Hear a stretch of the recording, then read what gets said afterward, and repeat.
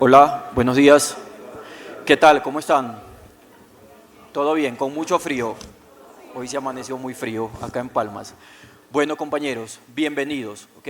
Nos complace tenerlos presentes por acá. Ricardo, bienvenido. Muchas gracias nuevamente por aceptar la invitación a estar acá presencial con nuestros estudiantes de posgrado de la TED Business School. Como te comentaba hace un momento, acá hay estudiantes del MBA, estudiantes de la maestría en finanzas, especialización en gerencia de proyectos. Entonces, muy seguramente ellos también te van a hacer preguntas porque siempre hacemos énfasis en que aprovechen los espacios para conversar con los invitados. Realmente entendemos lo que significa para ustedes estar acá presencial, hacer esos ajustes en agendas, entonces esperamos sacar provecho al máximo. El propósito de este espacio, Ricardo, es conversar sobre estrategia.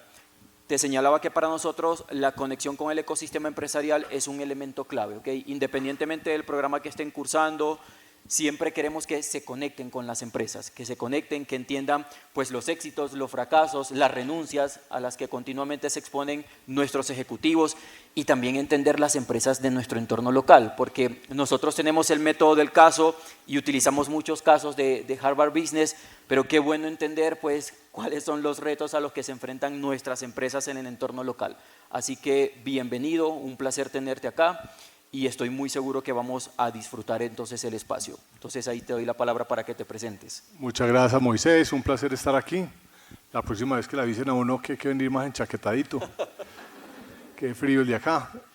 No, para mí es un placer estar acá, compartir con ustedes todo lo que nos pasa a los celsianos y lo que ha sido este viaje profesional. Así que listo para una muy buena conversación, se valen todas las preguntas y bueno, que pasemos un rato bien rico. Muy bien, compañeros, entonces los primeros quizás 30, 45 minutos los vamos a utilizar con cierta estructura a partir de unas preguntas que giran en torno a temas estratégicos, temas a estrategia competitiva actual por parte de Celsia y luego sí abrimos entonces una sesión abierta para que ustedes se sientan libres de hacer preguntas desde diferentes aristas al invitado, ¿ok? A Ricardo. Pues seguramente ya todos sabemos, la trayectoria profesional de Ricardo ha estado enfocada en Grupo Argos y actualmente entonces en Celsia desde 2015, ¿cierto? Muy bien. Ricardo, yo creo que una pregunta con la que podemos iniciar el conversatorio es acerca de la estrategia de Celsia. Entonces, si tuvieras que definir la estrategia de Celsia en una frase, ¿qué decide hacer Celsia y qué decide no hacer? Perfecto, lo primero es, cuando me mandaste esa pregunta, muy difícil responderla en una sola frase. Voy a decirles algunas ideas que ayudan a compilar el tema. Lo primero es diferenciación. Diferenciación. Y diferenciación con dos cosas. Una, con cultura. La estrategia de Celsia es tener una cultura muy ganadora para poder desarrollar muchas cosas. Y la segunda línea de trabajo es una muy rápida velocidad de adaptación. Estamos en este momento en un negocio que está viviendo cambios aceleradísimos. Se dice que estamos viviendo una revolución como cuando hubo la pelea de las corrientes entre Tesla y Edison. Entonces, como para darles una idea, estamos en una gran revolución, cambios rapidísimos, aceleradísimos de tecnología. Entonces, adaptación, adaptación, adaptación es una palabra que es clave en la estrategia de Celsia. Muy bien, casualmente hace un momento hablábamos en clase de estrategia sobre lo importante de la parte cultural en todo proceso de transformación estratégico y también sobre un principio de agilidad estratégica que es velocidad sobre la perfección y eso se traduce mucho pues en flexibilidad y en esa capacidad de adaptación que mencionas. Algunas reglas de decisión que no son negociables antes de aprobar una apuesta grande. Sí, lo primero es haber hecho como todo el ejercicio riguroso. Tocaste un tema muy importante de velocidad. Cuando uno está montando un negocio o quiere montar un nuevo servicio, nosotros desarrollamos una adaptación a los términos o a las ideas de agility, ¿no es cierto? Que se volvieron tan de moda en alguna época. Entonces lo que hacemos es que creamos un grupo de trabajo, los montamos en lo que llamamos unas células. Esas células van trabajando más o menos entre 6 y 8 semanas y las células tienen una particularidad. El que está liderando el producto hace una convocatoria del tipo de competencias que necesita y se puede presentar cualquier persona de la organización. Y el jefe Si esa persona es, por ejemplo, seleccionada, el jefe no puede decir que no se puede ir allá a la célula 6, 8 semanas. Es una experiencia muy bacana, se trabaja muy rico. En esas 6, 8 semanas se hace un trabajo muy intenso de tratar de demostrar si hay viabilidad o no en el producto o en el servicio que se está desarrollando. Incluso muchas veces no son productos, sino que son formas de operar distintas que son también muy importantes. Hoy en día vivimos en un mundo en donde la productividad es enorme. O sea, tenemos que ser muy productivos todos los días, mejorando cada vez más la productividad. Entonces, después de esas 8 semanas, ya nos sentamos y revisamos si eso tuvo, vuela, no vuela, cuáles son las implicaciones, cuál es el tipo de inversiones, de costos incrementales que tendremos que asumir o frente a los beneficios y que va a traer el producto o servicio. Entonces, es súper rápido. Entonces, el tema de velocidad es clave, pero con rigurosidad. Nosotros tenemos uno de nuestros mantras culturales, de nuestros pilares culturales, se llama agilidad y confiabilidad. Esos son los pilares súper importantes. Son muy contradictorios. Agilidad y confiabilidad no siempre van de la mano. En el negocio nuestro, que hay, por ejemplo, tantos operarios de nuestros en la calle, jugándose la vida si hay una mala gestión del riesgo, entonces agilidad con confiabilidad tiene que ser vital. Entonces, de ahí pasamos a la fase donde ya hacemos la inversión.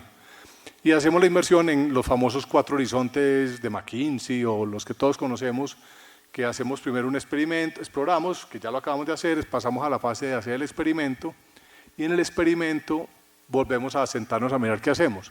Eso es algo muy natural en la empresa. Casi todos los experimentos, ya cuando pasaron esa etapa, terminan en una fase de escalamiento. Y ahí para darles algunos ejemplos en Celsia, el negocio solar nuestro tuvo ese recorrido, el negocio de transmisión también tuvo ese recorrido, y hoy en día son 2 pilares que le agregan casi el 30% del valor de Celsia y se desarrollaron en los últimos 8 años. Es como para darles una idea de lo que pasa en eso. Muy bien. Ahora una pregunta muy asociada con lo que nos estás compartiendo de pues, agilidad, confiabilidad, las diferentes técnicas que utilizan internamente en sus equipos de trabajo y de la cual soy testigo es porque tenemos muchos egresados y estudiantes activos de Celsia, entonces ellos siempre destacan eso como mecanismos para lograr incluso convergencia desde la heterogeneidad de las profesiones, porque no van mucho más allá de las barreras funcionales, que a veces están en un área determinada, entonces eso les permite trabajar en proyectos con diferentes compañeros de otras áreas. Con respecto al alcance de las decisiones estratégicas, Ricardo, ¿dónde jugar y cómo ganar? Y yo creo que si nosotros hacemos un breve recordatorio de los diferentes movimientos estratégicos que han tenido ustedes como Celsia en los últimos años, sí es cierto, han tenido decisiones de dónde han jugado, dónde han decidido, no voy a jugar en ese momento. Entonces, ¿cuál sería tu respuesta ante esa pregunta con respecto al alcance de decidir estratégicamente? ¿Dónde jugar y cómo ganar? Les voy a contar una historia. Hace más o menos unos 10, 11 años, la estrategia de Celsia era parecerse como a un EPM, tratar de ser como un EPM chiquito. Era como nuestra estrategia. Y cuando vimos eso y empezamos a hacer un análisis de qué tan exitosos estábamos siendo, y bueno, si uno íbamos muy bien, teníamos una compañía pues con buenos activos, con buenas cosas, pero no estábamos entendiendo el mercado. Entonces lo primero que hicimos fue un trabajo muy intenso a nivel de Grupo Argos y de Celsia de entender para dónde iba el mercado. Entonces ustedes, si conocen el mundo del fútbol americano, en el fútbol americano está el famoso cuento del blind side del quarterback, ¿no es cierto? Que el tipo está aquí listo para tirar el pase en 2, 3 segundos y de pronto le llega un mastodonte de esos por detrás, en el blind side. Entonces, en estrategia eso se usa mucho como metáfora de que uno cree que tiene la compañía muy bien y de pronto llega un competidor y te va a dar 3 vueltas. Entonces, hicimos referencias en varios mercados y nos encontramos con que el mundo de la energía era muy distinto a lo que teníamos en Colombia. El mundo solar ya era permanente, o sea, había productos solares en todas las categorías de clientes. La digitalización era impresionante. O sea, los comercializadores digitales que habían en algunos mercados eran absolutamente innovadores, novedosos, y se le habían comido el mercado a los incumbentes grandes, especialmente a los europeos. Entonces empezamos a ver una cantidad de jugadores. ¿Saben quién estaba ganando en el solar en Estados Unidos? No eran los incumbentes, las utilities normales, sino pequeños jugadores que se estaban creando, o compañías como las de vigilancia o las de seguridad electrónica, que claro, tenían acceso a los clientes en una forma diferente y se volvieron instaladores de solar y le excitaron el mercado. Entonces empezamos a ver todo eso, Moisés, y dijimos, pucha, no podemos seguir pensando que somos un EPM chiquito, esto está, aquí hay otra dinámica de operación, otra dinámica en donde el consumidor ya no es consumidor, sino que era prosumidor, productor y consumidor de energía a la vez, en donde la generación no era la famosa central grande, centralizada, sino que era un mundo descentralizado, centrales distribuidas de generación por toda lado, lo que se llama y se conoce en la industria la generación distribuida. Entonces eso pues no estábamos preparados para eso. La primera decisión es mirar para dónde va el mercado, tomar la decisión de que allá tenemos que jugar y queremos jugar, y revisarnos al interior de que si éramos capaces o no de competir en ese mundo, de competir contra esas startups que estaban llegando, que de hecho hay varias que han salido de aquí de estudiantes de la escuela y que nos compiten hoy muy duro. Y no voy a decir los nombres para no alentar la competencia. Pero entonces empezamos un trabajo de reflexión interna, ¿no es cierto? Si teníamos la estructura y las capacidades para competir, y no las teníamos, ni teníamos el acceso a la tecnología que tenían, ni el capital, todo, y tomamos una decisión, lo único que teníamos era talento. Y entonces decidimos competir con cultura. Entonces ahí fue donde cambiamos la cultura de la organización para poder eliminar lo que llamábamos en esa época nuestras enfermedades corporativas, y ahí con eso empezar a desarrollar una forma de operar distinta que nos permitiera competir con los incumbentes grandes y con las startups. Y ahí fue que ya generamos las líneas de trabajo. Entonces ese fue como el viaje que hicimos para cambiar radicalmente la estrategia de Celsia de los últimos 10 años. Muy bien, entonces comprensión del entorno y luego una mirada interna, revisión, evaluación, transformación, ¿ok? Y evaluación de capacidades. Y en el marco de esa evaluación de capacidades, muchas veces pues las organizaciones tienen que quizás bajarle al ego y decir pues no soy el mejor en lo que hago, quizás afuera hay muchos que lo hacen mejor, y muchas veces lleva una reevaluación del core business. Entonces, la siguiente pregunta podría ser ¿cómo priorizan entre fortalecer el core business versus apostar por adyacencias, nuevos servicios, geografía, productos? Maravillosa la pregunta. Entonces, imagínense que estamos hace 10 años y encontramos esto que les acabo de escribir, o sea, un mundo solar distribuido, nuevas tecnologías entrando. Entonces empezamos a hacer experimentos. De hecho, ya había unos experimentos en el área de innovación con el tema de solar. Teníamos algunos clientes en el Valle del Cauca. Les voy a hacer una breve descripción de Celsia, por si no la conocen. Hace 10 años, para que vean el viaje estratégico que hemos tenido. Entonces era una compañía tradicional, activos grandes de generación, hídricos,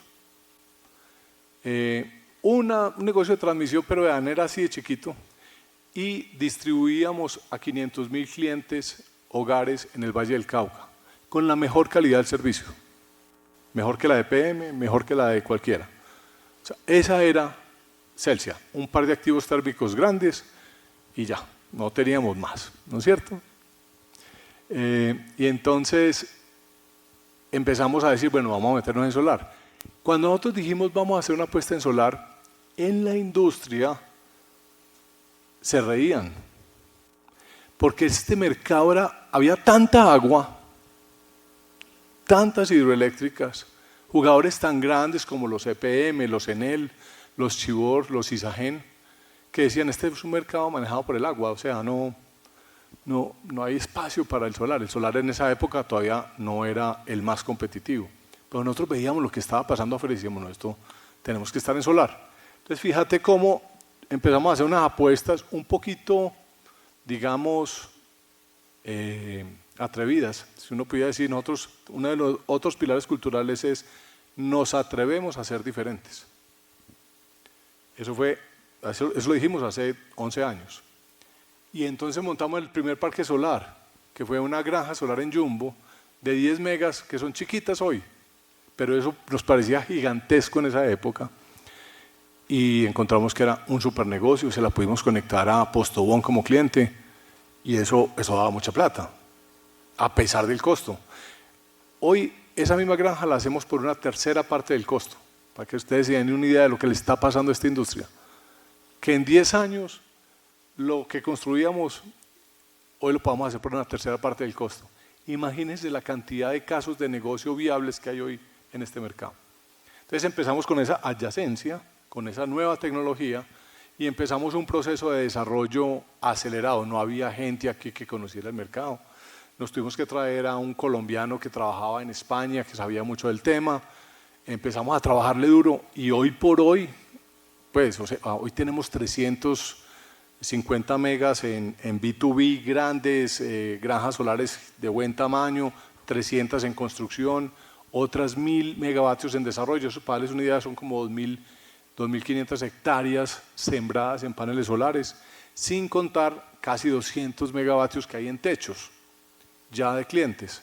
Entonces, imagínense el salto cuántico que tuvimos que hacer. Cometimos todos los errores que ustedes quieran, o sea, nos equivocábamos, el diseño de los inversores centralizados no nos funcionaba, pues para darles muchas cosas técnicas nos pasaron, y parte de la filosofía de Celsia era, nos podemos equivocar, o sea, nos podemos equivocar sin problema, no equivocarnos 2 veces, porque eso sí ya es otra, ya es así, es otra cosa. Y si nos equivocamos con rigurosidad, habiendo hecho la tarea con rigurosidad, está bien, o sea, porque hay ese margen de error. Y eso le dio mucha tranquilidad a los ingenieros que tradicionalmente eran muertos del susto de equivocarse, de volarse un presupuesto.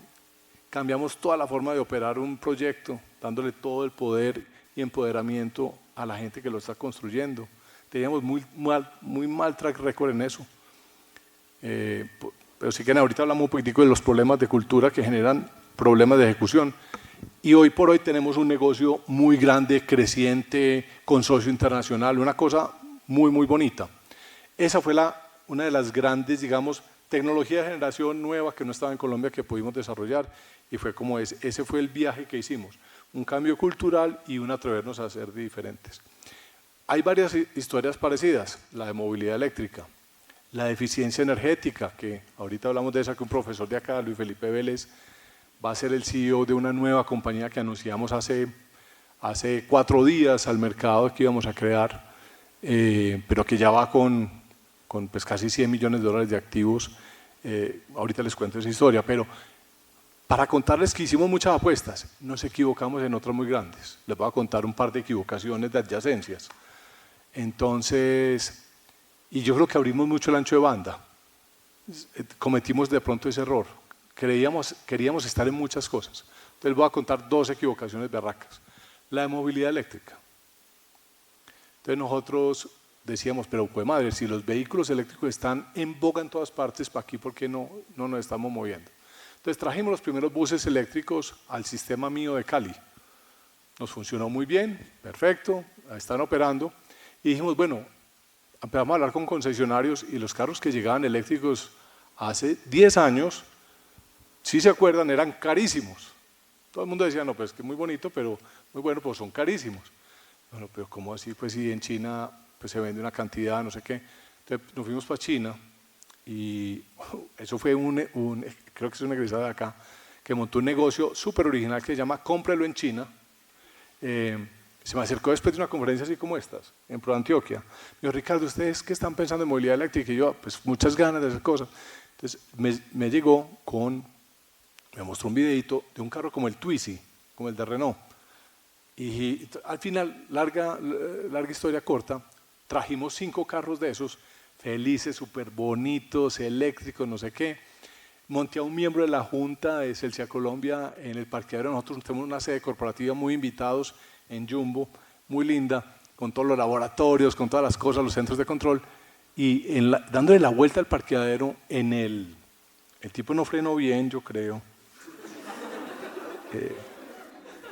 Y en el primer policía acostado se desbarató el carro. ¡Pah! Eso quedó, ahí quedó.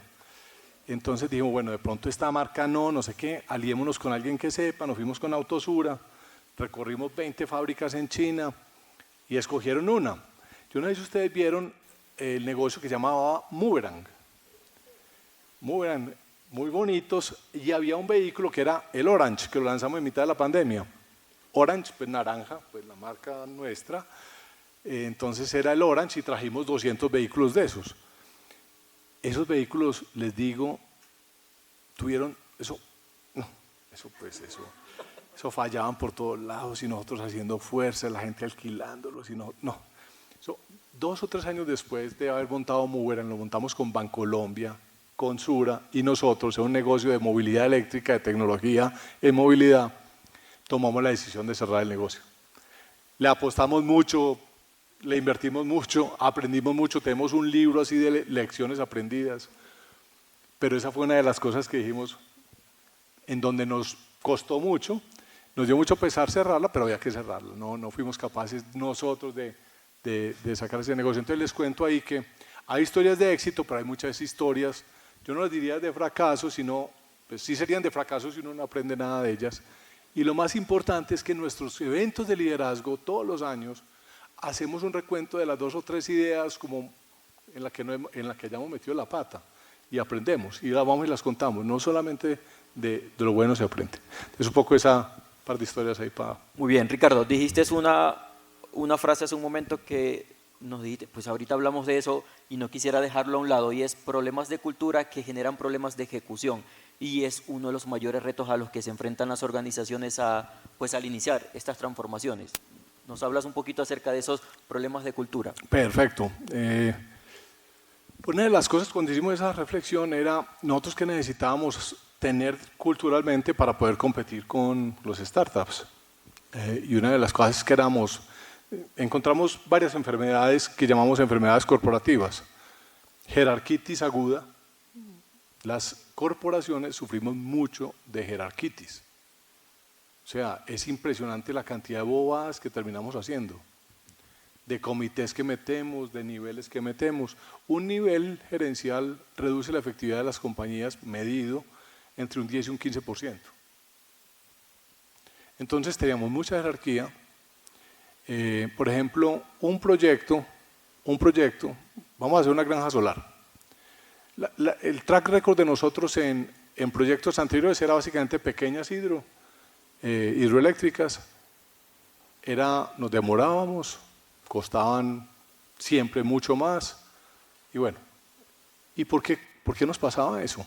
Porque tenemos jerarquitis aguda, o lo que llamábamos también la siloesclerosis, que las áreas no se conversaban, tendemos a crear como feudos al interior de las compañías, cada vicepresidencia se va volviendo, y es el vicepresidente el que toma la decisión, y se vuelve una cosa muy de política corporativa, muy complicada.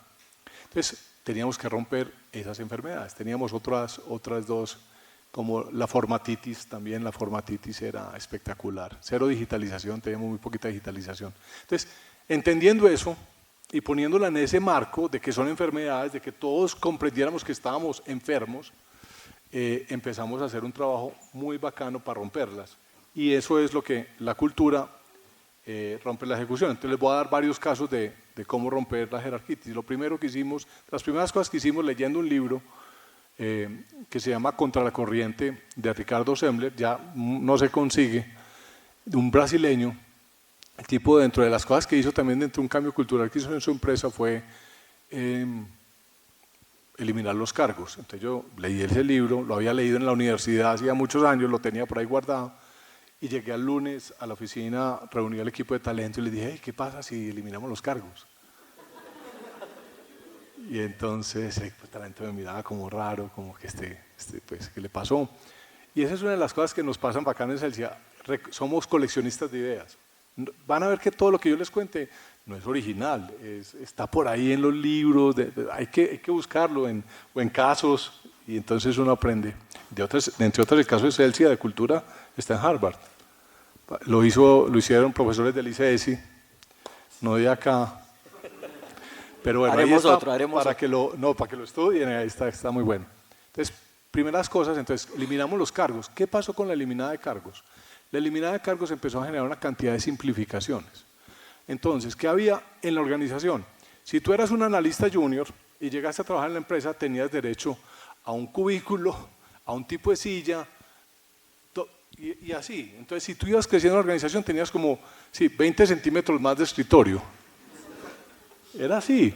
Entonces, eliminamos todo eso con la eliminada de cargos y todo el mundo tenía la misma silla y el mismo cubículo o el mismo escritorio. De hecho, invertimos mucho en eso.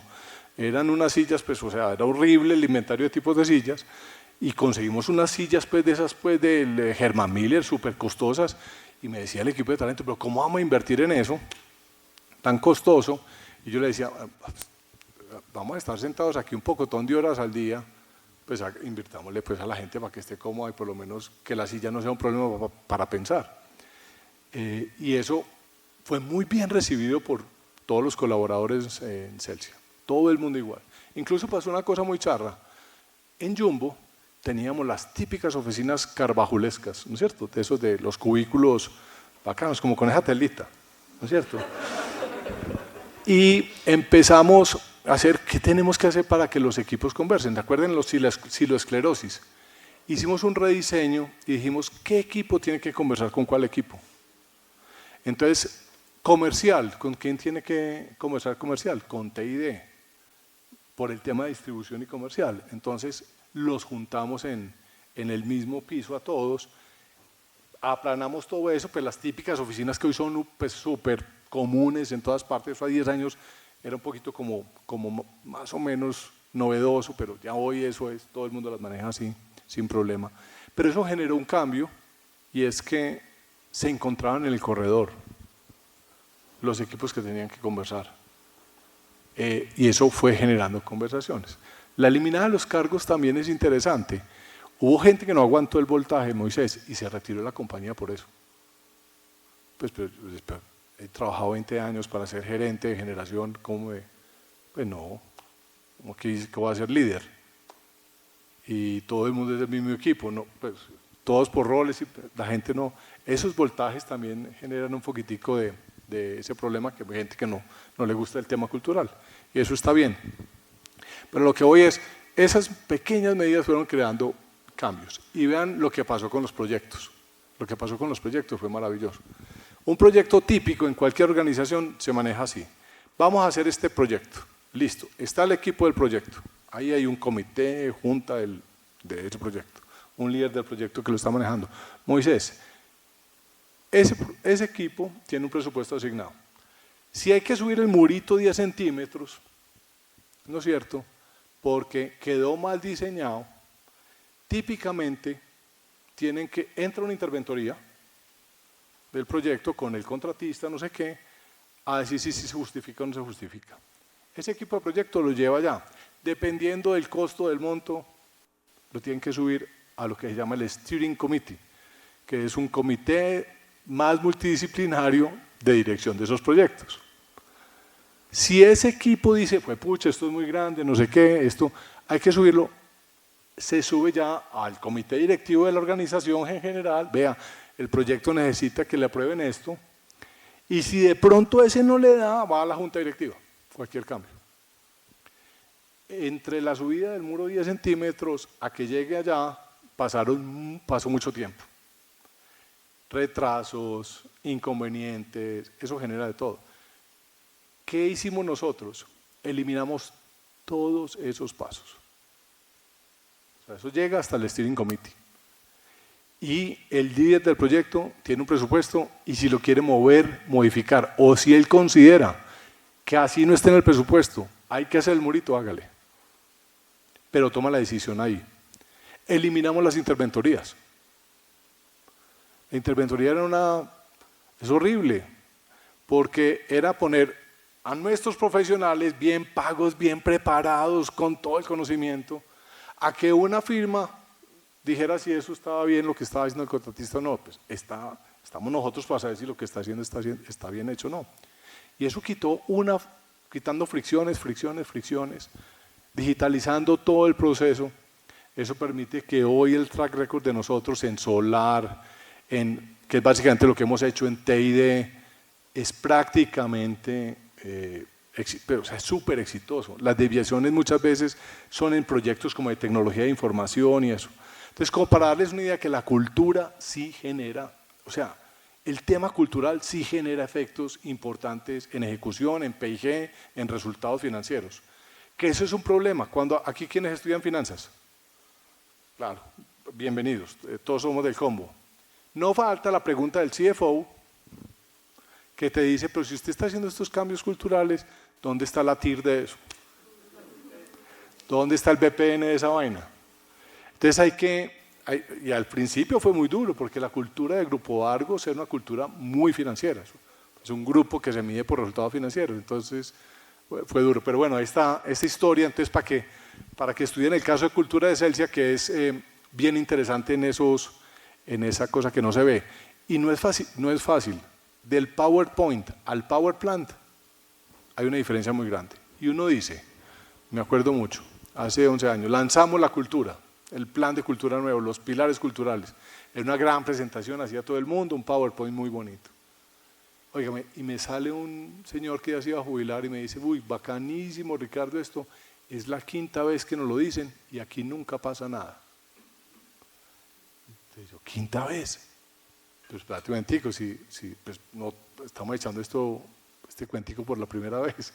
Entonces el tipo me dijo, nosotros compramos una compañía que se llamaba EPSA, Empresa de Energía del Pacífico, que era la que más o menos les describí, era del Estado. Cuando el Estado se quiebra de cuenta del sector eléctrico, porque las empresas estatales del sector de energía eran muy mal manejadas, y eso era el 30% de la deuda nacional, con todas las reformas de Gaviria, empieza un proceso de privatización muy grande. Y entonces él me dice, las 5 veces fueron estas. Cuando los privatizan, Electricidad de Caracas es el primero que compra a EPSA. Cuando los venezolanos nos daban clases en muchas industrias, una de las clases en la que nos daban, una de las industrias que nos daban clase era en la nuestra, Electricidad de Caracas. Entonces el sistema venezolano hoy es fallido en el eléctrico, o sea, ya... Muy fallido, y lo digo por experiencia, yo soy venezolano. Mira, Moisés, es más caro hoy lo que pagan para poder tener generadores en las casas, la forma en que el daño eléctrico. Es más caro eso que decir que la electricidad es gratis. Pero bueno, esa es otra historia. Hay que meter el tema político aquí de vez en cuando. Y de ahí entró Houston Industries, los americanos. Después entró Unión Fenosa, los españoles. Después Gas Natural, Naturgy. Y después los paisas, Celsia. Entonces nosotros éramos los quintos. Y él me decía, es la quinta vez que nos presentan algo así y aquí nunca pasa nada. Entonces fue cuando dijimos, hombre, esto tiene que ser como en la película Rápidos y Furiosos. Vamos a hacer muchas cosas de forma para cambiar la cultura de la organización. Y decíamos, ¿en cuánto lo cambiamos? ¿Ustedes cuánto dirían, en cuánto tiempo cambia uno la cultura de una organización? Bueno, pucha. Dijimos primero que 3 años. Y eso todos los años encontrábamos que nos devolvíamos. O sea, esas enfermedades son como crónicas, como que vuelven y aparecen. Entonces, es una cosa de mucha coherencia, trabajar mucho con los equipos de comunicaciones, de talento. Y yo no me llamo CEO como el Chief Executive Officer, sino que yo soy el Culture Energy Officer. Porque todo el día estoy vendiendo cultura. En cada interacción en el corredor, estoy tratando de hablar del tema cultural. En diferentes formas. Porque si la gente no ve que uno de verdad está jugado con eso, si no se toman decisiones alrededor de lo que implica la cultura, eso nunca se va a mover. Y hay 10 años y ahí seguimos trabajando. Muy bien, sí. Cuando hablabas de la eliminación de cargos, recordé que hace unos años invité a Esteban. Esteban es el vicepresidente, pues dije nuevamente la denominación.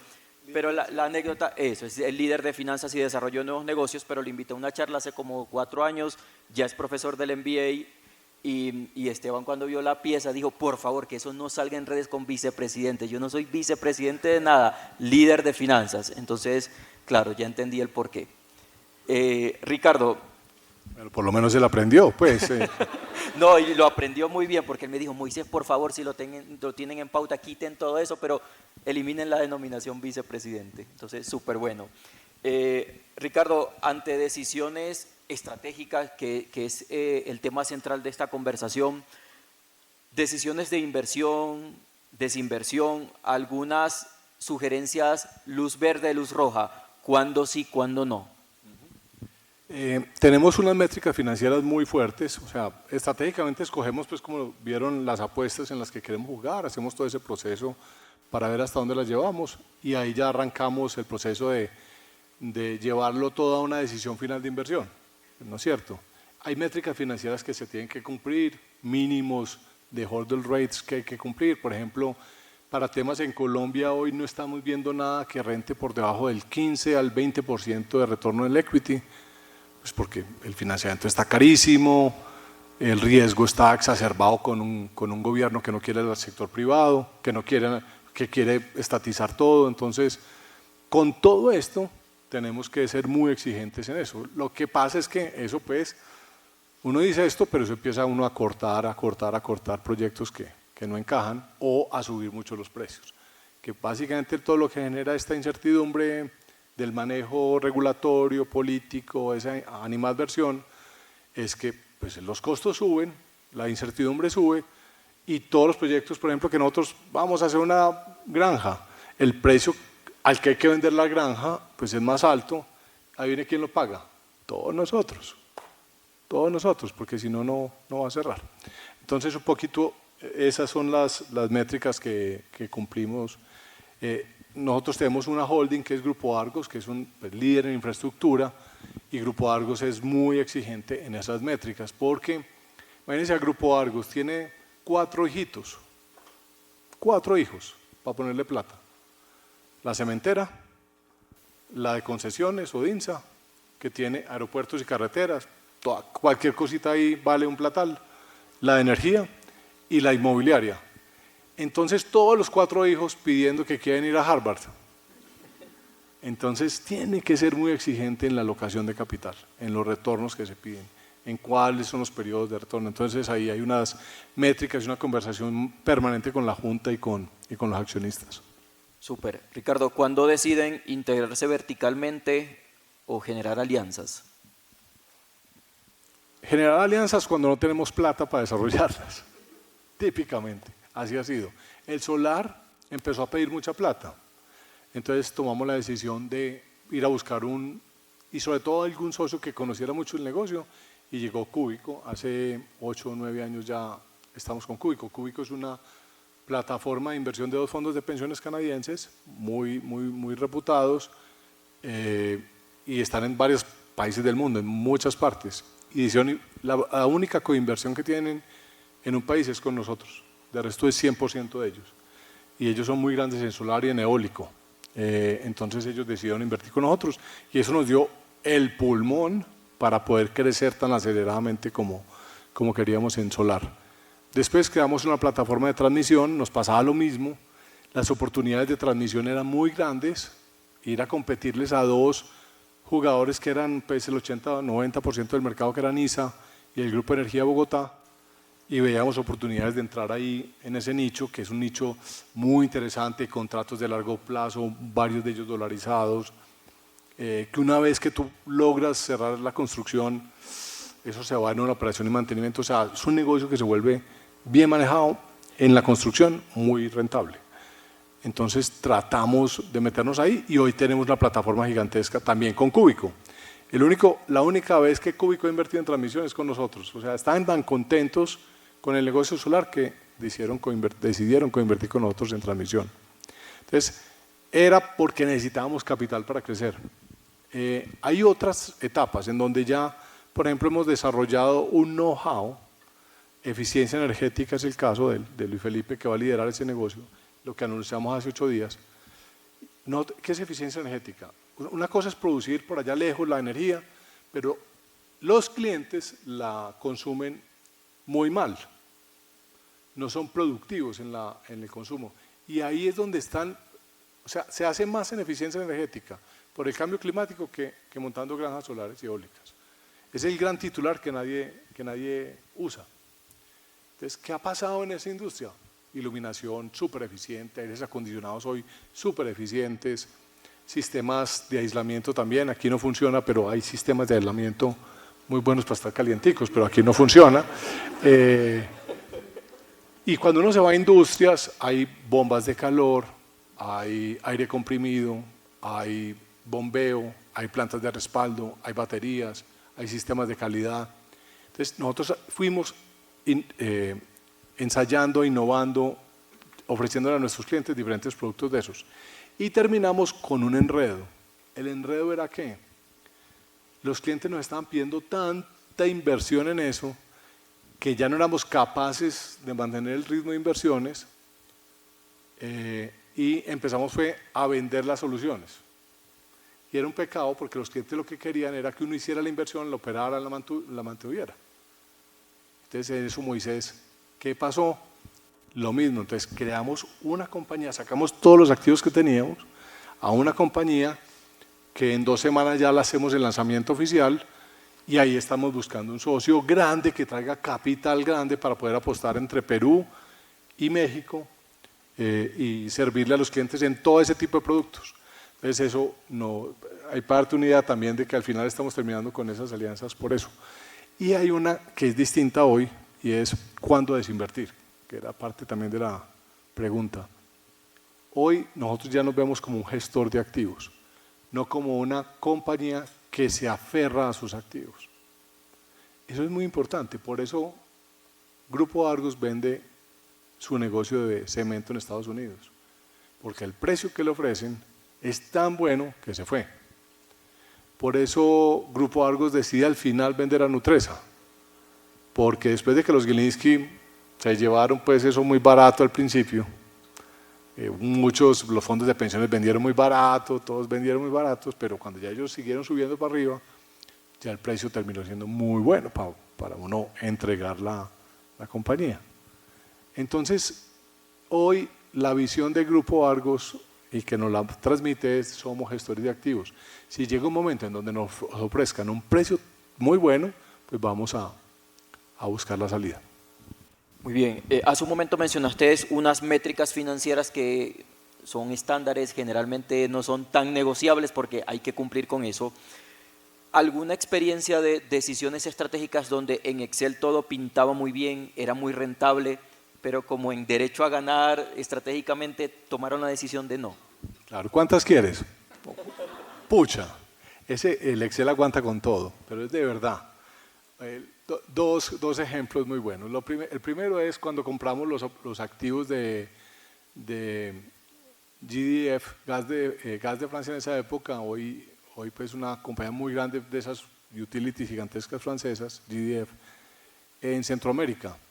En el Excel teníamos un modelo del mercado panameño que era un modelo en donde los precios iban a mantener muy altos y a los 3 años de haber comprado el activo, los precios se fueron a la mitad. La rentabilidad pues nunca llegó a ser lo que nosotros nos soñábamos. Nos ayudó mucho el cambio, el dólar y eso nos ayudó a empujar cuando salimos a que la rentabilidad no fuera tan mala. Pues tuvimos que vender porque dijimos, le hicimos todo lo internamente posible. El cambio de mercado ya nos hacía que esos activos nunca nos iban a dar el costo de capital nuestro, así que tomamos la decisión de vender. Entonces, ese es un caso en donde la proyección de cómo se ha comportado un mercado de energía versus la realidad es completamente distinta. Eso suele suceder. Esa fue una. Otra, por ejemplo, muy bacana, hablando de eficiencia energética, hay un producto, un asset class que desarrollamos que se llama los distritos térmicos, que es que es básicamente producir agua fría o agua caliente y entregar servicio de calefacción o de frío. Entonces montamos el primer distrito térmico, un colombiano que venía de Brasil, muy conocedor del tema, que había entrado al equipo comercial y nos enamoró de los distritos térmicos. Dijimos, listo, vamos a hacer el primero. Se lo vendimos al centro comercial Nuestro Montería. En el Excel valía 12.000 millones la inversión. Entonces era todo el centro comercial. Y eso empezó ese proyecto a sufrir. Es que no tuvimos en cuenta esto, que nos faltó esto. Al final terminamos por encima de los 20.000 millones de inversión. Entonces, ¿uno qué hace con eso? Entonces, bueno, ¿y cuál es la TIR de eso pues ya con esa vaina? Entonces, no, eso pues daba, de ser el 14, pasaba a ser pues el 5 o el 6, lo que fuera. Entonces dijimos, bueno, abandonamos el asset class de distritos térmicos, ¿o qué hacemos? Entonces, lo primero fue que, así como nos habíamos equivocado en el CAPEX, habíamos aprendido mucho del tema, pudimos aprender mucho también del OPEX y encontramos muchas eficiencias en el OPEX. Entonces empezamos a cuadrar como la foto y a ofrecerle al cliente cosas que empezamos a ver. También, digamos, la posibilidad de conectar ese distrito térmico a otros usos. Y fuimos como, ¿se acuerdan que la primera que le dije era adaptación, adaptación, adaptación? Era adaptarnos a eso, no quedarnos ahí, tratar de encontrarle más valor. Al final llegamos a una TIR razonable del proyecto y lo que dijimos es sigamos con el siguiente distrito térmico. Hoy tenemos 3. Porque este aprendizaje no lo podíamos dejar ahí, no nos podíamos desalentar. Montamos un distrito térmico en Serena del Mar, en un centro comercial en Cartagena también, en otro, y bueno, y ahí vamos. Entonces, fíjense que eso sale muchas veces muy mal. Hay veces que salen mejor que lo proyectado, pero esa es la rara, esa es la rara. Hay un libro muy bueno que se llama Cómo hacer grandes cosas, de Brett Flippert. Lo consiguen en Books, que hace publicidad al emprendimiento. Y es un libro maravilloso porque explica todo lo que le falla a uno, por qué fallan los proyectos, por qué se descuadran, y ahí hay varias técnicas de cómo hacerlo. Es un libro que le recomiendo, que yo creo que uno lo debe tener de cabecera.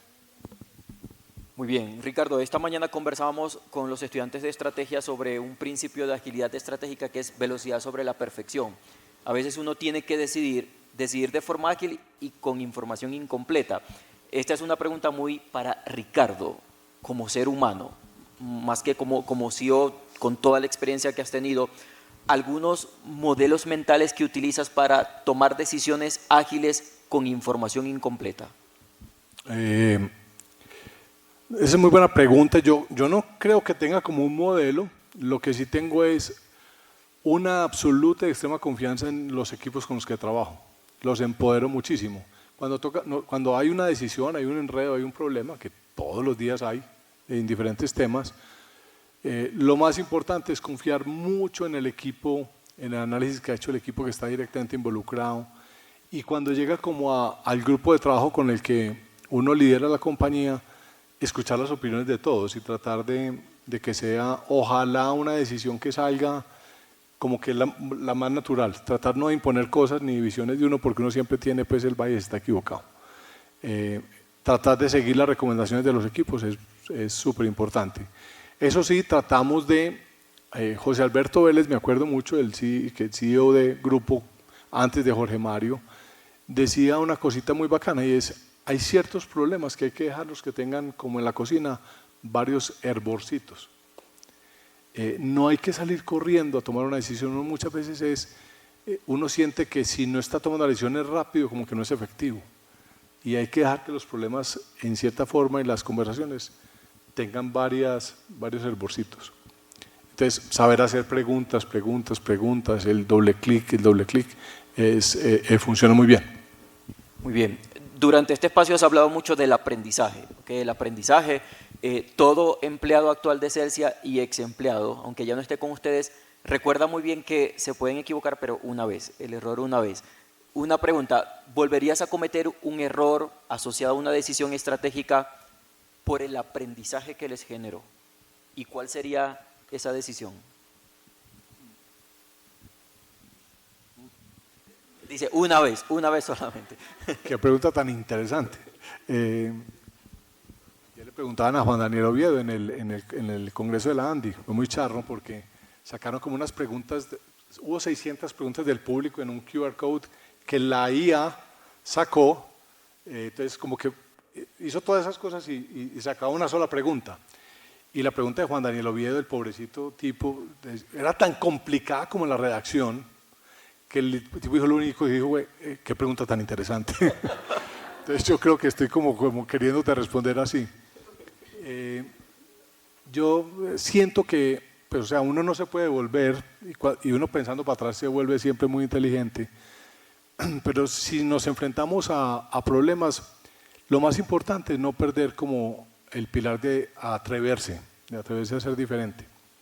Yo creo que nosotros sí nos equivocamos y hoy sería muy prudente en eso, en el ancho de banda. ¿Y a qué me refiero? Nosotros empezamos muchas iniciativas, muchas al mismo tiempo, y eso no nos estaba funcionando. Este año hemos hecho un trabajo muy intenso en recoger cosas, y no se imaginan lo difícil que es devolverse. En decir, esa iniciativa que va ahí, no le vamos a dar más tiempo. Entonces, yo creo que el ancho de banda, dependiendo de la organización, uno tiene que cuidarlo mucho. Uno se entusiasma con temas de innovación, uno se entusiasma con temas de tecnología, y uno no se da cuenta del problema en que mete a la compañía cuando uno dice, o el equipo dice, vamos a hacer un comercializador digital. Y es el enredo en el que mete uno a la compañía, o sea, la cantidad de cosas que tienen que pasar para que eso suceda. Entonces, si tú le metes a eso 2 o 3 o 4 iniciativas al tiempo, eso genera enredos, entonces, y pierde una velocidad y agilidad. Muy bien, Ricardo, vamos a iniciar la sesión de preguntas, ¿ok? Por acá tenemos una profesora, una de las profesoras más brillantes de nuestros posgrados, Marixa, que la conoces muy bien, entonces le voy a dar en esta oportunidad para Marisa una era mi pregunta jefe, para que sepan, porque era el asistente de Jorge Mario, y entonces el asistente de Jorge Mario es el gatekeeper, ¿no es cierto? Entonces, si no le gustaba a Marisa, era muy difícil que pasaran las cosas. A mí me encanta escucharte, Ricardo, y me encanta que estés aquí en la universidad. Yo voy a abusar de que nos conocemos para bajar un poco este tema al plano personal, que es muy interesante, porque al final los líderes y los gerentes son esencialmente seres humanos que traen su humanidad a una marca que se vuelve como la marca indeleble en la empresa. Esta charla se llama decidir y gerenciar, es renunciar también, ¿cierto? Y para decidir y renunciar hay un atributo que es ser valiente. Y yo te vi muchas veces cuando nadie entendía, ¿cierto? Para dónde es que iba la cosa y uno se imaginaba que era por otro camino. Yo te vi persistir y persistir y persistir en una idea que en principio estaba muy clara tal vez en tu mente, pero que todavía no había bajado a una cultura, a unos socios que te entendieran. ¿Cómo es ese camino? O sea, ¿cuánta dosis de valor requiere? Si te acordás si fue difícil, porque seguramente muchos de nosotros estamos en ese momento de tener la idea aquí, pero no saber si persistirle o no, y eso es una cosa pues que desde el cuerpo se siente muy dura. ¿Te acordás cómo fue por tu cuerpo? ¿Nos quieres contar un poquito de esa dosis de valentía a veces exagerada?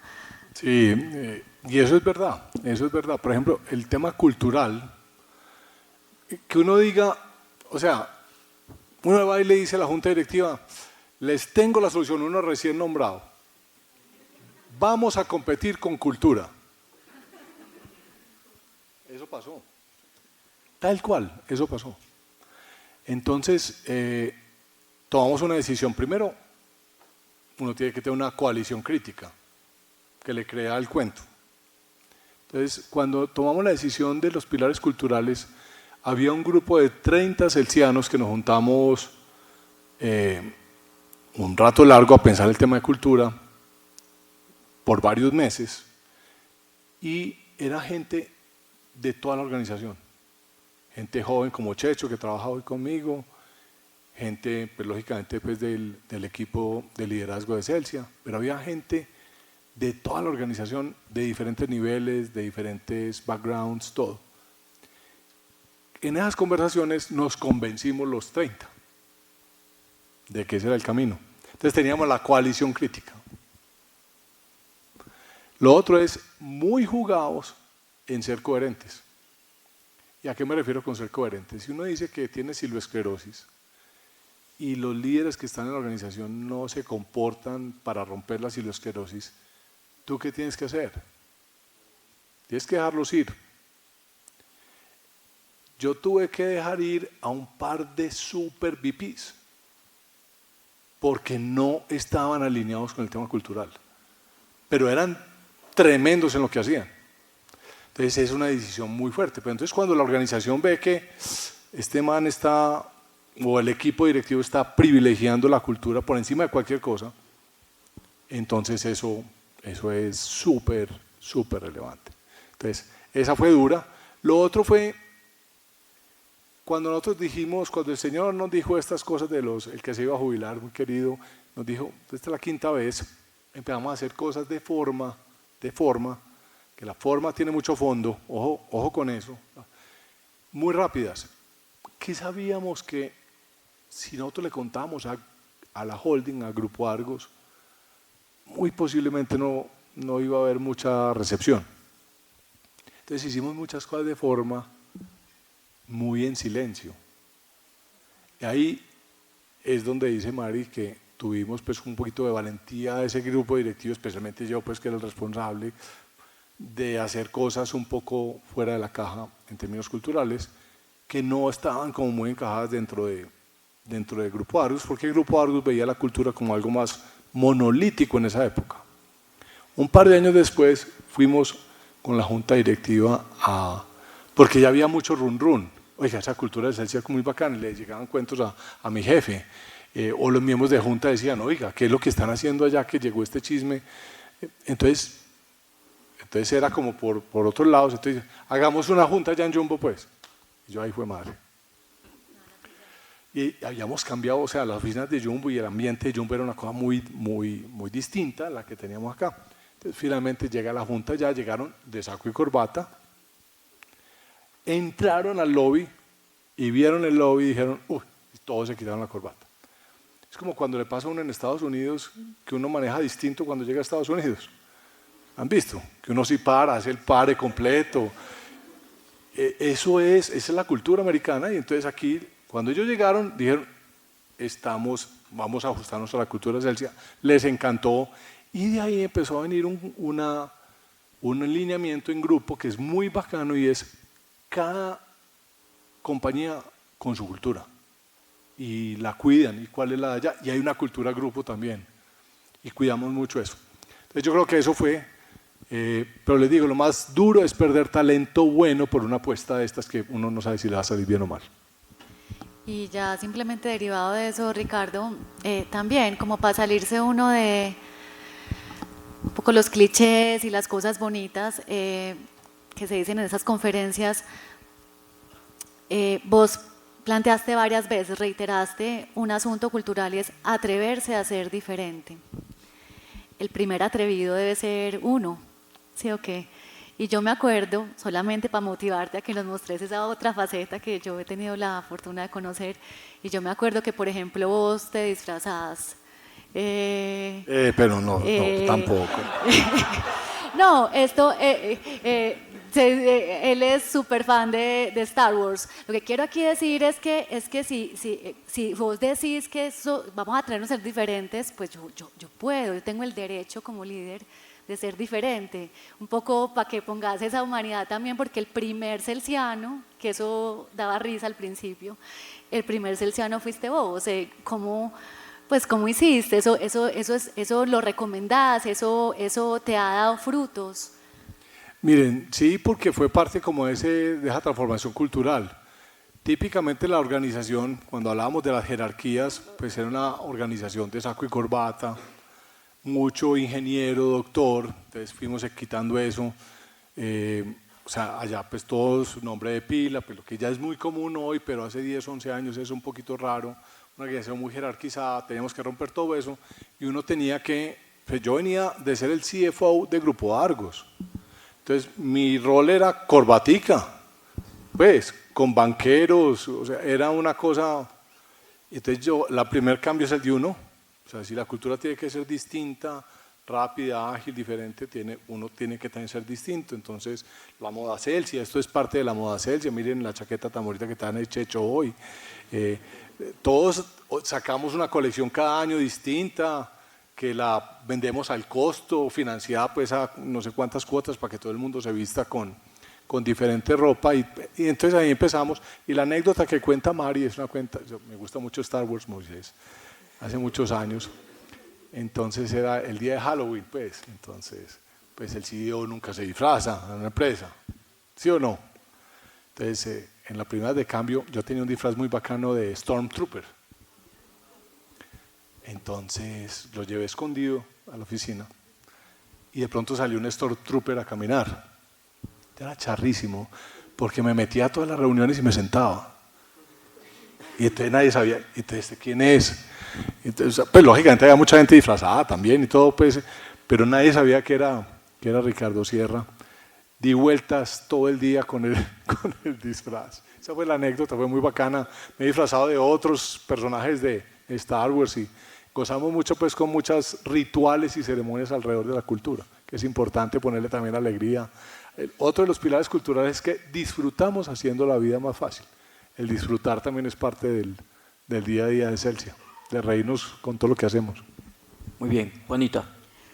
Ricardo, mi pregunta pues está como muy asociada a que muchas veces uno ve empresas que se quedan rezagadas o les cuesta reinventarse porque están como muy arraigadas, digamos, a su esencia, a lo que siempre han sido. Y mi percepción, y también recogiendo como un poco todo lo que nos has contado en esta charla, es que Celsia no sufre de eso, por el contrario, tiene esa capacidad de reinventarse y de arriesgarse a invertir en cosas, digamos, innovadoras o diferentes a lo que siempre han sido. Inclusive pues me parece increíble como que desde Coltabaco, pues una empresa tan drásticamente diferente a lo que es Celsia, pues tomar una decisión como la de, digamos, crear Celsia. Entonces, nos has mencionado como algunos aspectos de la cultura que llevan a eso, algunos aspectos desde los procesos que llevan a eso, pero en esas conversaciones finales de decisiones estratégicas de inversión en cosas innovadoras y diferentes, ¿cuáles son esos principios que finalmente, digamos, que filtran el mar de cosas que pueden ver e identificar y que los llevan realmente como a dar ese paso final de entramos en este negocio? Perfecto. Mencionas una cosa que es muy interesante. Yo les he hablado mucho de los últimos 10 años, pero esto es una carrera de relevos. Y la ventaja de lo que hemos podido hacer es porque estábamos parados en hombros de gigantes. Es decir, la empresa que me tocó el privilegio de liderar hace 11 años era una super compañía. Y se dio por todos esos cambios y transformaciones que Juan Guillermo Londoño fue capaz de hacer. También, cuando Coltabaco vende su negocio de tabaco, queda Colinversiones, para hacer un poquito de historia empresarial. Colinversiones era un portafolio de muchas cosas, desde acciones de Grupo Sura hasta acciones de Argos, tenía un poquitico, y tenía una cantidad de inversiones en hoteles, tierras, compañías de artículos de seguridad. Ellos se empezaron a configurar como un fondo de capital privado en un principio, por eso se llamó Colinversiones. Y Juan Guillermo Londoño y José Alberto Vélez se sientan un día y dicen, nosotros teníamos no, era al revés, Grupo Argos tenía el 4% de Colinversiones, el 4%. Y se sentaron José Alberto y Juan Guillermo, par de titanes, y José Alberto le dice a Juan Guillermo, vos estás como enredado, vos no sabes para dónde vas. Y yo, no, yo sí sé para dónde voy. Mire esto, va a crear un fondo de capital privado. Le dijo, nosotros estaríamos dispuestos a seguir tu apuesta, pero nosotros necesitamos diversificar el negocio de cemento. En ese momento, Grupo Argos no existía como tal. Vean, esto fue hace 15, 18 años. Y José Alberto dice, necesitamos diversificar el negocio de cemento y lo más complementario es un negocio de energía. Lo más complementario es un negocio de energía. Vos que tenés esta cantidad de cosas, estudiemos cuál es si sos capaz de reconvertir toda esa cantidad de cosas en un negocio de energía. Y ahí es donde se toma la decisión y entre ellos dos toman ese liderazgo de transformar a Colinversiones, que lo hace exitosamente Juan Guillermo y su equipo, en una gran compañía de energía. Ellos son los que hacen la adquisición, nosotros ayudábamos por el ladito desde Grupo Argos, pero fueron ellos. Entonces, como para decirles que esto es una carrera de relevos, hay diferentes etapas en las organizaciones. Entonces, cuando ya llegamos a la nuestra, en la decisión de innovar y de buscar esas alternativas de crecimiento, uno tiene que tener también como el soporte de algo que si estas apuestas no funcionan, pues no sean tampoco tan dramática, no apostar uno pues todo el barco, no quemar las naves completamente. Entonces cada apuesta era bien medida y como te digo, hay unas que han funcionado bien, hay otras que no han funcionado bien. No sé si eso responde bien la última parte de la pregunta, que me gustó mucho, la de la historia. ¿Está bien? Así es. Este grupo tiene una ventaja muy grande, que es muy meritocrático, a diferencia de muchos otros grupos que las familias fundadoras pues tienen un peso grande. Este sí, un grupo que hace 40 años es completamente, pues o sea, miren, Jorge Mario Velázquez, ayer le entregaron la orden al mérito empresarial, que qué maravilla de cosa, fue muy lindo en la Andy. Mario debe vivirlo. ¿Cuántos años lleva Jorge Mario? Empezó como un analista en Cementos del Nare, graduado aquí de la Escuela de Ingeniería, 40 años trabajando ahí, en este grupo, en diferentes cosas. Yo llevo como 30. Cosa tan brava. Y entonces es muy bonito porque hay una filosofía de desarrollo del talento, de buscar siempre los sucesores a nivel interno. Entonces es una cosa muy bacana. Muchas gracias. Ya Jorge Mario también lo tenemos programado para un conversatorio así presencial con él acá. Creo que es para el 16 de septiembre. Estamos terminando de finiquitar la hora, pero apenas tenga la hora confirmada, seguramente les voy a hacer llegar la invitación a todos. ¿Listo? Con Jorge, sí. Y pues Marix allí también para que nos acompañe. La compañera. Ricardo, para retomar dos temas que nosotros ya hemos tocado antes. Uno, la línea de los negocios adyacentes y la de aprender de los errores. En este momento, la movilidad eléctrica en este país se enfrenta a un reto bien importante, que es como a nivel de infraestructura, ¿cierto? Entonces la pregunta más enfocada es hacia Celsia y hacia lo que tienen pues como previsto para el sector, y es si volverían a la línea del negocio por una línea adyacente, que es el tema de la infraestructura. Perfecto, buenísimo. Muy buena la pregunta. Movilidad eléctrica tenía muchas capas. Yo solamente hablé de la capa de la movilidad eléctrica del consumidor final, ¿no es cierto? Pero hicimos la de la movilidad eléctrica en buses, en Cali, la infraestructura de carga para esos buses, montamos unos patios para los buses eléctricos de Transmilenio que son de última tecnología, espectaculares. Le estamos montando infraestructura de carga a mucho cliente industrial y comercial para sus camiones de última milla. Entonces, en ese mundo seguimos jugando. De hecho, todo ese asset class va para eficiencia energética, que es la compañía nueva.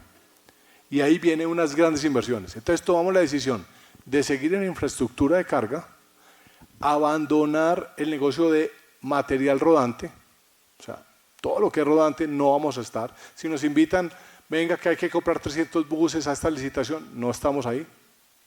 Necesita los cargadores, nosotros se los operamos, se los montamos, hacemos la inversión. También se acuerdan, aquí los teníamos los cargadores. Los cargadores, habían unos, eso era un experimento muy bonito. Probamos muchas tecnologías de cargadores. Cada puestico que teníamos por ahí, ya los estamos desmontando. Les voy a decir por qué. En el mundo, y a nosotros nos pasó, qué cosa tan difícil de mantener. Qué enredo. Y no faltaba, pues, el CEO del negocio que te llamaba y te decía, ve, el cargador de Oviedo pues no funciona. Entonces era un problema también de imagen y de marca y de reputación. Entonces abandonamos el negocio de cargadores. Los cargadores que producimos en un tiempo con ASEP, los producimos ahorita con una compañía que se llama Celsa, muy grande, de Warner, de productos eléctricos, una belleza de compañía, y les dijimos, les entregamos el negocio de cargadores. Nosotros ya, el cargador residencial ya es marca Celsa, ya no va a ser marca Celsia, y abandonamos ese negocio también, para dedicarnos al negocio en donde sí nuestras competencias son más viables. Pero fíjense la cantidad de vueltas que da uno para llegar a eso. Ricardo, yo tengo una pregunta similar a la de la compañera, pero es más con el negocio de energía. Vemos que en Colombia actualmente tenemos un riesgo alto de apagón, y eso es lo que vienen diciendo todos los analistas sectoriales. Yo quisiera preguntarte, como parte de esa estrategia o de esa cultura de innovación, ¿cómo se ve Celsia? ¿Cuál podría ser el papel? Vemos empresas similares como ISA Chile, creando proyectos de almacenamiento de energía. Claro que la particularidad de Chile es muy diferente porque toda la energía se produce arriba y es un chorizo pues de país, literal. Entonces, ¿qué ven en Celsia? Porque puede ser que la solar, en compañía de estaciones de almacenamiento, pueda suplir energía que la térmica no pueda suplir en momentos de niño o de niña. Buenísima la pregunta, Samuel, y les cuento pues una cosa, y es, el santo grial apareció para la industria eléctrica, y es lo que mencionó Samuel. El almacenamiento es súper competitivo hoy, las baterías. Las baterías valían, no sé, $500 el kilovatio hora. Hoy están a $75 el kilovatio hora. Hoy todos los casos de negocio de solar con baterías en Colombia dan. Entonces estamos aceleradamente, montamos el primer parque solar con baterías, nosotros, en Palmira, pero hoy estamos en un despliegue con clientes B2B de montarle solar con baterías o baterías behind the meter para el riesgo de apagón. Aceleradamente, tenemos un pipeline gigantesco, Samuel, de clientes que están ya comprándonos eso, y la conversación con los clientes es, ante el riesgo de apagón, que es un apagón en Colombia, es que no nos va a dar la oferta con la demanda, muy seguramente no nos va a dar, porque este gobierno ha hecho todo lo que no hay que hacer, y están tratando de promover una ley nueva, que están tratando de llevar al Congreso, que nosotros la estamos llamando la ley del apagón, porque nos van a pagar. Porque no les gusta el sector privado, no les gusta la competencia, les gusta lo estatal y nos van a llevar ese apagón. Pero bueno, hasta ahí otro comentario. Pero a lo que voy es, tenemos las tecnologías para ayudar a los clientes. Entonces los clientes saben que cuando vengan las desviaciones, ¿qué típicamente va a pagar? Apague Medellín 1 hora, ¿no es cierto? Apague Cali 2 horas entre no sé qué y no sé qué, para cuadrar la oferta con la demanda. Eso es un enredo para un industrial, es un enredo para un comercial, un enredo para las casas, que nos cambia, pues ustedes son todos muy jóvenes, pero bueno, de pronto hay algunos que no estamos tan jóvenes,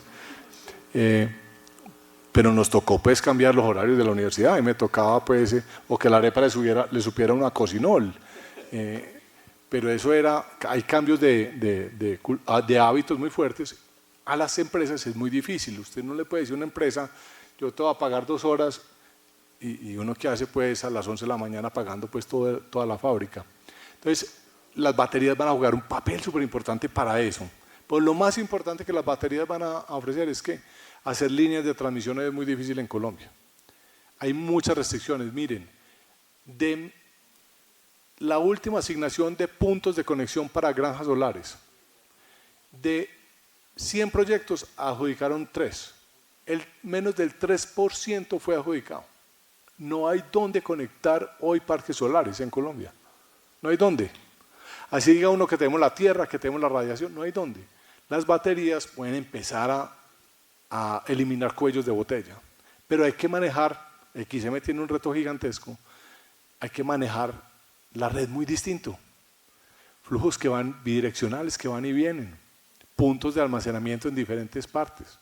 Entonces, lo que tú dices, Samuel, es importantísimo. Llegó un nuevo activo a la energía, las baterías son súper relevantes.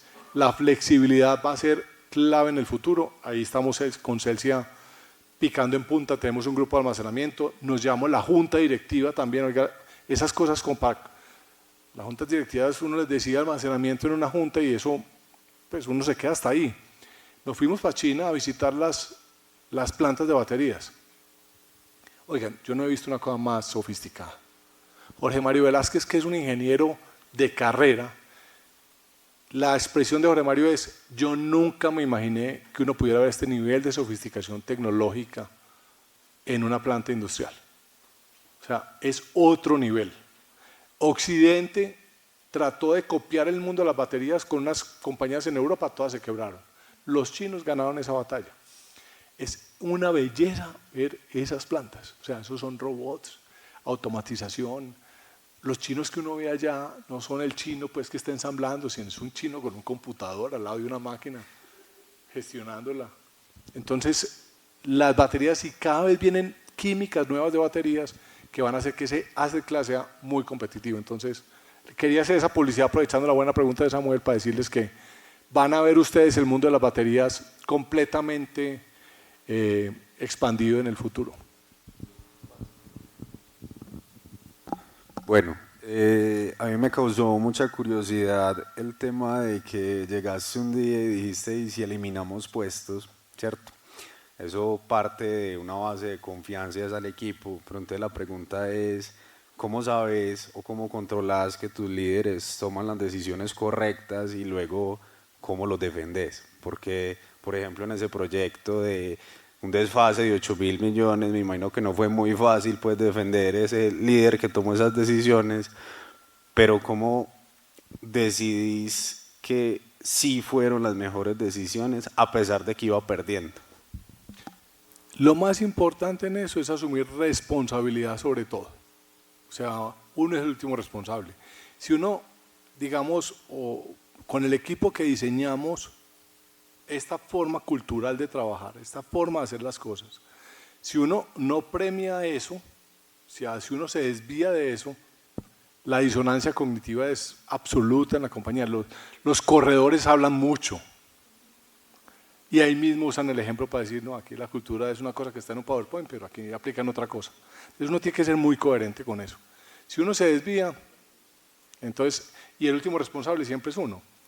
Hay muchos ejemplos de eso, o sea, a mucho nivel. Hace poco nosotros renunciamos a construir lo que se llama la segunda línea de transmisión a Buenaventura hace casi 10 años. Salió una nueva licitación, no la ganamos. Y tuvimos que renunciar otra vez hace 3 meses. Y entonces estábamos como una especie como de buscando culpables. Y teníamos una reunión como del equipo que era lo que nos había fallado. Y empecé la reunión diciéndoles, bueno, ya encontramos al culpable. Ya encontramos al culpable de por qué nos tocó renunciar otra vez a la segunda línea. Y nos costó un platal. Y le digo, aquí está. Entonces, eso distensiona inmediatamente a todo el mundo, pues porque entonces sí empiezan a analizar el problema y que no nos vuelva a pasar, Ahí sí nos equivocamos 2 veces. Ahí sí me tocó decirle a mi jefe, bueno, no entro en ese detalle, pues que siempre fue asustador esa conversación, pero bueno, tiene que ser uno muy coherente y tener uno mucha valentía gerencial para eso. Bueno, y tengo otra, y es en el mismo ámbito de la flexibilidad, en esos procesos que tienen las compañías, cuando deciden no hacer algo, ¿cómo lidian con las burocracias de las certificaciones internacionales? Pues que venga un ISO y te audite, o un montón de cosas que uno se encuentra, que uno dice, yo ya no lo hago así, pero hay un montón de procesos internos para poder demostrar que ya yo no lo hago así. Entonces, ¿cómo lidian con eso desde el momento uno? Buenísima. Hay una anécdota que cuento mucho en charlas de cultura, y es la de la formatitis. Yo muy recién llegado a Celsia, estaba en una reunión con el equipo y pasaron esa famosa, que aquí no la he visto, gracias a Dios, no sé si ya la pasaron, el formatico de asistencia, o ya lo pasaron. Bueno, gracias a Dios no, en la escuela, pues, Tech Business School no puede darse ese. Pasaron el papelito hace 10 años de asistencia, entonces yo llegué a una reunión y yo dije, pucha, ¿qué es esto? Entonces había que nombrar, ya uno pues ahí trabajando, pues a las 10 de la mañana, una reunión de 15 personas, entonces que llenar Ricardo Sierra, o sea, todos los datos. Yo cogí ese formato y me lo metí en un bolsillo, la gente entró como en pánico, ¿qué le pasó? Yo no voy a poder firmar esto.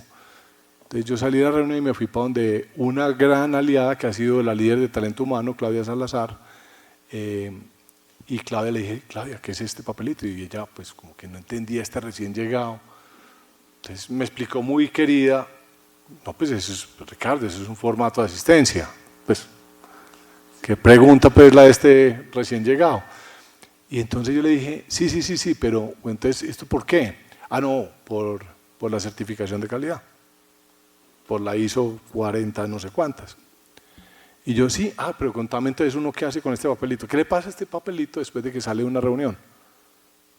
Entonces ya ella fue como, Y me explicó, no, este papelito va a tal escritorio, donde hay una persona, o 2 personas, o 3 personas, que cogen los papelitos, los archivan, los van guardando, después de eso va haciendo pues bulto, eso va, hay unos que se digitalizaban, otros que no, eso va después de 5 años a un archivo muerto y no sé cuántas, y eso le costaba, el papelito le costaba a la organización un platal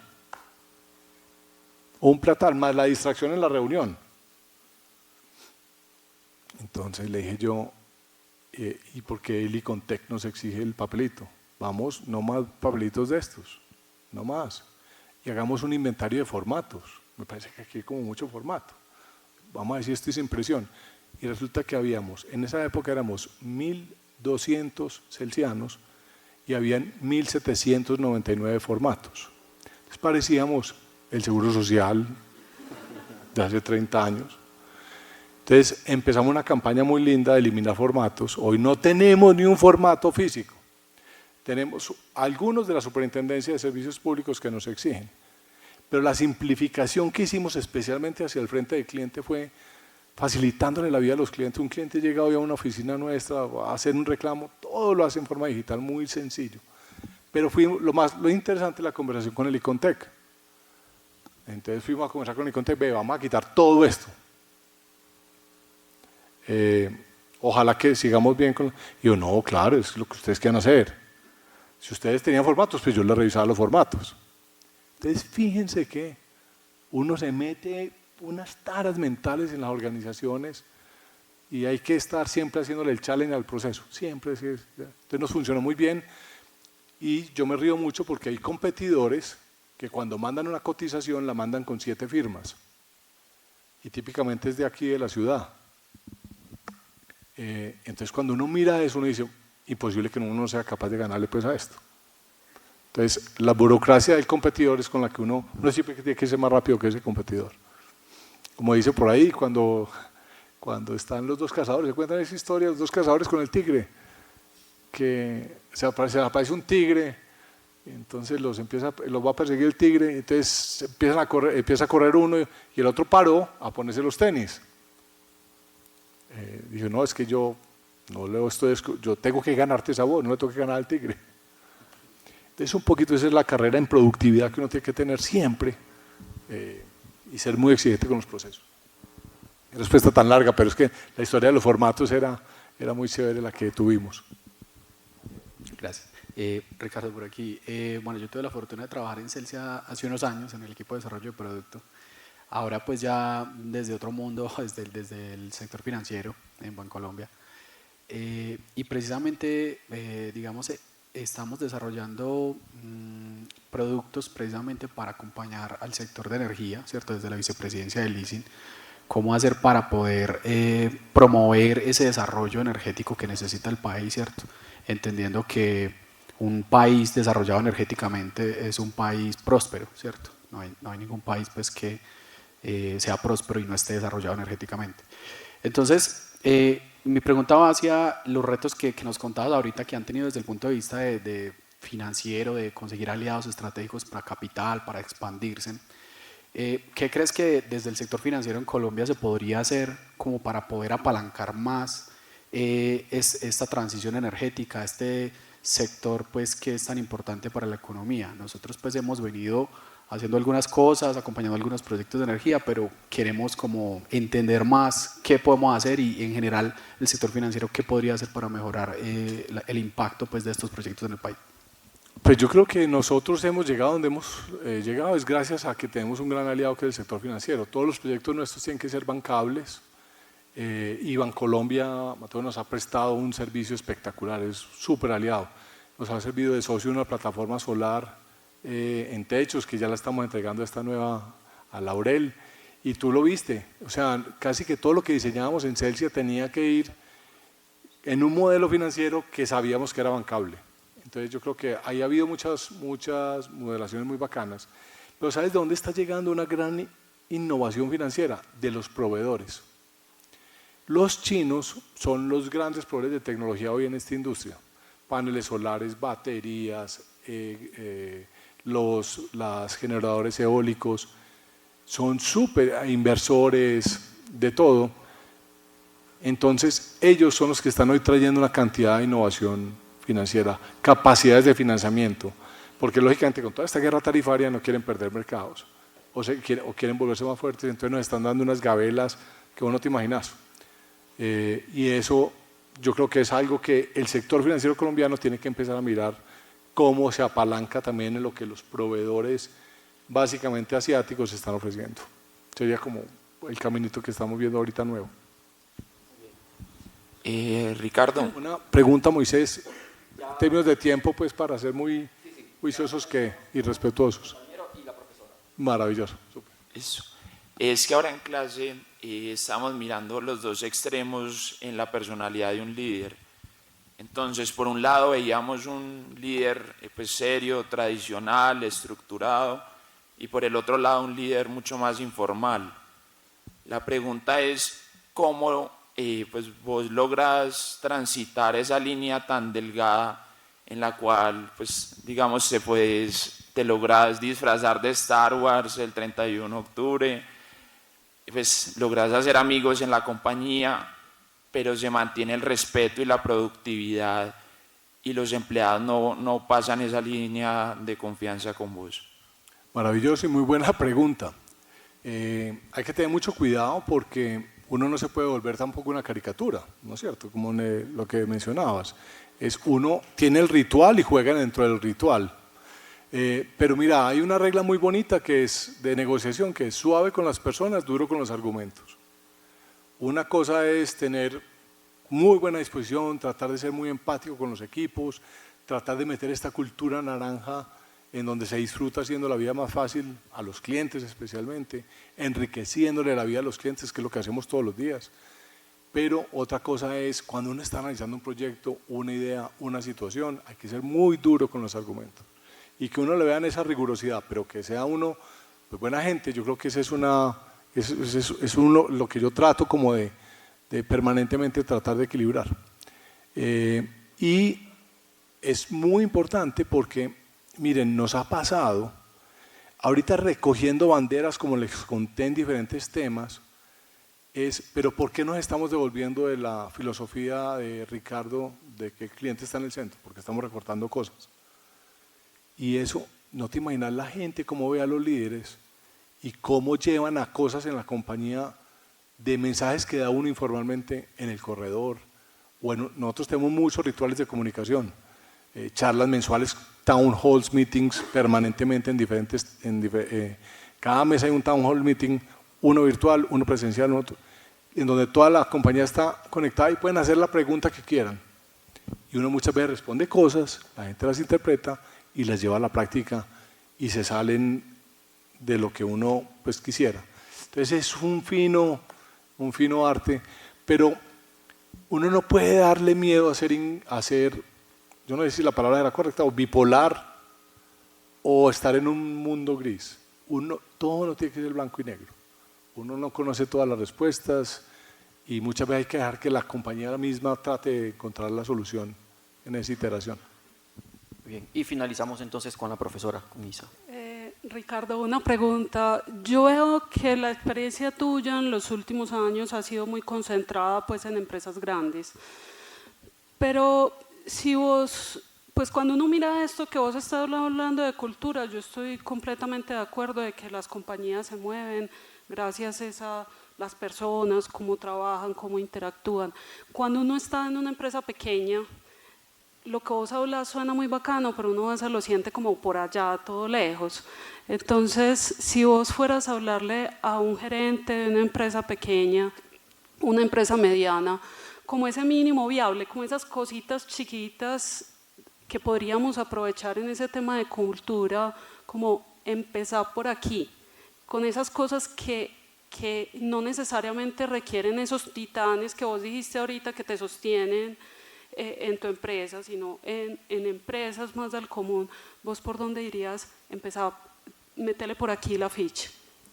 Me encanta la pregunta porque Celsia, digamos que el Celsia grande ha tenido muchos intraemprendimientos y hay que empezar con cosas pequeñas. Entonces, el negocio de internet, de fibra óptica al hogar, montamos un negocio de fibra óptica al hogar, empezamos con 30 personas. ¿Cómo les parece que ese negocio, muy rápidamente le dijimos, ¿cuál es su cultura? Usted no puede tener la misma cultura de Celsia, usted tiene su propia cultura porque su mercado es completamente distinto a nosotros. Se apalancan en alguna infraestructura o en el nombre de Celsia, pero de resto, y hoy es un negocio de 130.000 clientes, empezó con 30 personas en el mismo módulo y les dijimos, aplique las mismas fórmulas con las que nosotros miramos. Entonces fíjate que funcionó. Nos pasó igual con Enerbit. Enerbit es el comercializador digital. Ustedes pueden hoy cambiar a EPM por Enerbit. Los invito a que lo hagan. Es un comercializador digital espectacular. Desarrolló su propio software, hardware, y empezó así, con un grupo de locos que salieron del equipo de innovación y fueron sacando gente. Hoy Enerbit es una cultura completamente distinta a la nuestra y resuelve los problemas en forma distinta. Incluso te cuento algo muy increíble. Ellos son como 120 personas, de las cuales 80 son desarrolladores. O sea, es una cosa súper impresionante. Y nos dimos cuenta que ellos desarrollaron su propio software y su propia tecnología y es mejor que la que tenemos en el Celsia legado, que es pues la comprada pues Moisés, eso es súper mega proveedor. Y estos manes tienen una tecnología mejor, desarrollada in-house. Entonces hoy estamos llevando a Enerbit a que se tome a Celsia. Entonces, pero ellos desarrollaron su propia cultura y por eso pudieron hacer lo que están haciendo. Hoy van a ser, en 2 meses van a ser el principal comercializador en número de clientes de Colombia de no incumbentes, en menos de 3 años de trabajo. Entonces, yo te diría que yo creo que aplica el leer bien las enfermedades corporativas, crear su propia cultura y tratar de... Lógicamente, en Moverán teníamos nuestra propia cultura y no funcionó. ¿No es cierto? Pero muy buena pregunta y acuérdémonos aquí que el 90% de las empresas de este país o más son pymes. Ahí es donde está el secreto. Entonces, chévere. Muy bien, Ricardo, muchas gracias.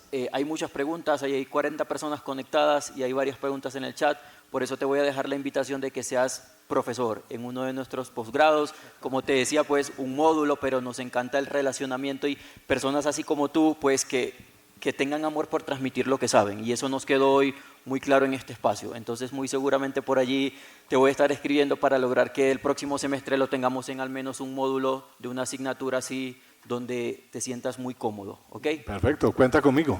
Bueno, muchas gracias. Pues, ¿pero pagan bien o no? ¿Cómo? Ya lo negociamos. Las personas que están conectadas también, pues muchas gracias por la conexión. Las personas que están acá presentes, estudiantes de los posgrados de la TED Business School, esperamos que hayan disfrutado el espacio, identificar lecciones que difícilmente vamos a lograr recoger en un caso, en un libro, en cualquier recurso que esté en la web, directamente de protagonista de muchos de los retos a los que se están enfrentando nuestras mejores empresas. Así que muchas gracias a todos y sobre todo a ti, Ricardo. No, muchísimas Feliz gracias. día para todos.